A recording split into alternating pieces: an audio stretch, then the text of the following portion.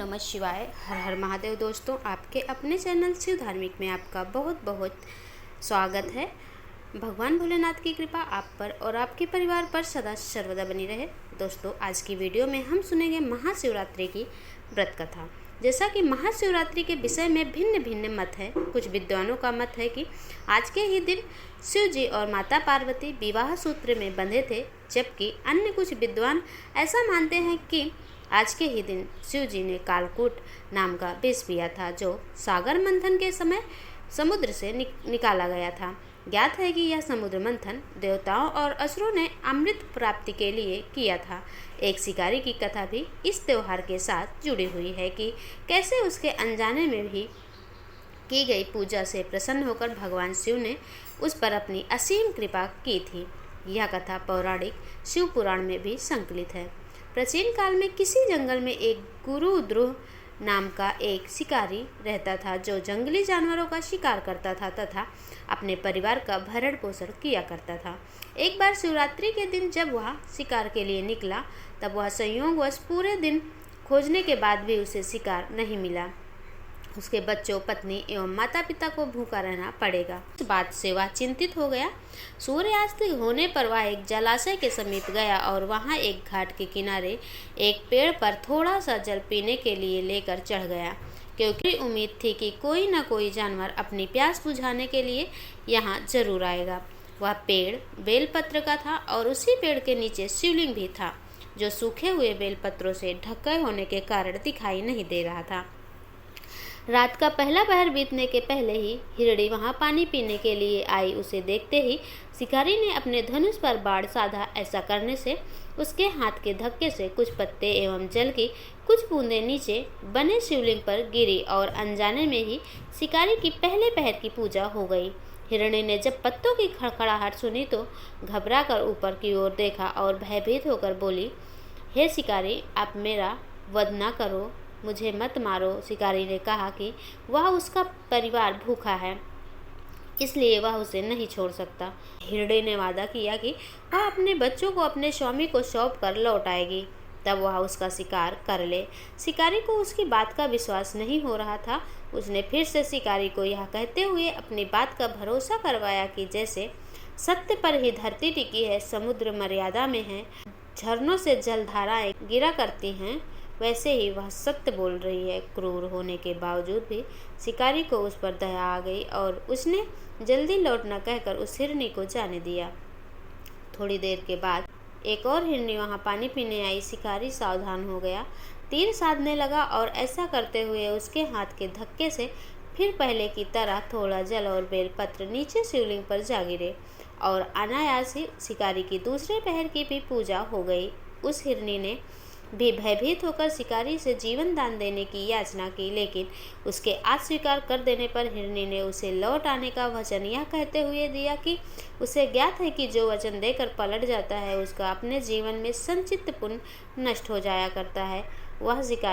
उस शिकारी ने पहले की तरह इस हिरनी के वचन का भी भरोसा कर उसे जाने दिया। अब तो वह इसी चिंता से व्याकुल हो रहा था कि उनमें से शायद ही कोई हिरनी लौट के आए और अब उसके परिवार का क्या होगा। इतने में ही उसने जल की ओर आते हुए एक हिरण को देखा। उसे देखकर शिकारी बड़ा प्रसन्न हुआ और फिर धनुष बाण चढ़ाने से उसकी तीसरे पहर की पूजा भी स्वतः ही संपन्न हो गई। लेकिन पत्तों के गिरने की आवाज़ से वह हिरण सावधान हो गया। उसने शिकारी को देखा और पूछा, तुम क्या करना चाहते हो? वह बोला, अपने कुटुंब को भोजन देने के लिए तुम्हारा वध करूँगा। वह मृग प्रसन्न होकर बोला, मैं धन्य हूँ कि मेरा यह शरीर किसी के काम आएगा। परोपकार से मेरा जीवन सफल हो जाएगा, पर कृपया कर अभी मुझे जाने दो, ताकि मैं अपने बच्चों को उनकी माता के हाथ में सौंप कर और उन सब को धीरज बंधाकर लौट आऊँ। शिकारी का हृदय उसके पाप पुण्य नष्ट हो जाने के कारण अब तक कुछ शुद्ध हो गया था, इसलिए वह विनय पूर्वक बोला, जो यहाँ से यहाँ आए सभी बातें बनाकर गए और अभी तक नहीं लौटे। यदि तुम भी झूठ बोलकर चले जाओगे तो मेरे परिजनों का क्या होगा? अब हिरण यह कहते हुए उसे अपने सत्य बोलने का भरोसा दिलवाया कि यदि वह लौटकर ना आए तो उसे वह पाप लगे जो उसे लगा करता है। जो सामर्थ होने सामर्थ्य होते हुए भी दूसरे का उपकार नहीं करता। शिकारी ने उसे भी यह कहकर जाने दिया कि शीघ्र लौट आना। रात्रि का अंतिम पहर शुरू होते ही उस शिकारी के हर्ष की सीमा न थी, क्योंकि उसने उन सब हिरन हिरनियों को अपने बच्चों सहित एक साथ आते देख लिया था। उन्हें देखते ही उसने अपने धनुष पर बाण रखा और पहले की ही तरह उसकी चौथे पहर की भी शिव पूजा संपन्न हो गई। अब उस शिकारी के शिव कृपा के से सभी पाप भस्म हो गए। इसलिए वह सोचने लगा, ओह, ये पशु धन्य हैं जो ज्ञानहीन होकर भी अपने शरीर से परोपकार करना चाहते हैं। लेकिन धिक्कार है मेरे जीवन को कि मैं अनेक प्रकार के कुकृत्यों से अपने परिवार का पालन करता हूँ। अब उसने अपना बाण रोक लिया और मृगों से कहा कि वे सब धन्य हैं, तब उन्हें वापस जाने दिया।